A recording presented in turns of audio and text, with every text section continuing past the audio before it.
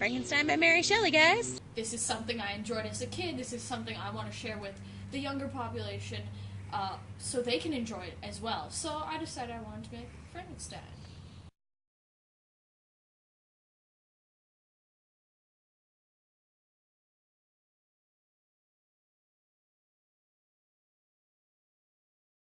So Bailey calls me up and she's like, hey, I want to do this project. And I'm thinking, first thought that pops into my head is, okay, how big is this project?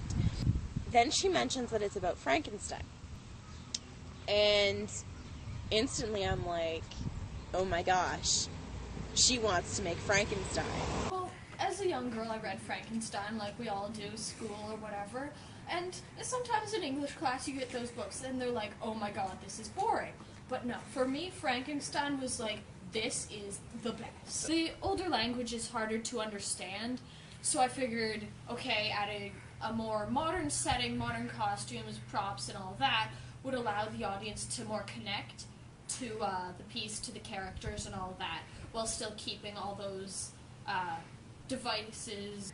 Well, in a lot of older pieces, like Frankenstein, any Shakespeare pieces, all of the language is just filled with so much, so many language devices, metaphors, similes, you name it, and just like taking it from the older language to modern language, you would just lose so many of those, and I felt that would just take away from the entire piece.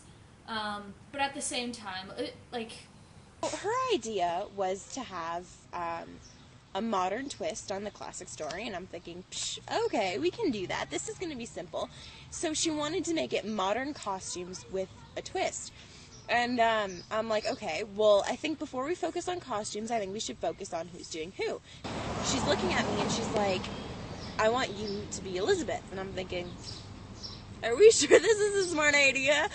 We had decided that we wanted to definitely emphasize the Romantic era. So there's obviously an Elizabeth, there's flowers in her hair, she wears a flower skirt. And I wanted to keep with the book. I really liked the book was great. You know, I feel with the audience when you read a book and then you watch the movie and you're like, that was horrible. What happened to all my favorite plot points? So I wanted to keep it really close to the book. I'm gonna have to say my favorite part was all the discoveries of what was behind this book.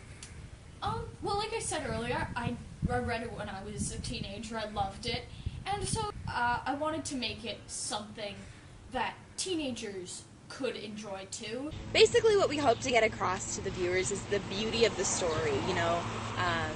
So I think in the end result, I think I love how it just turned out. So, I mean, can't wait to have it in the festival. Can't wait to see it on stage. I hope it all goes well, and I hope everybody enjoys.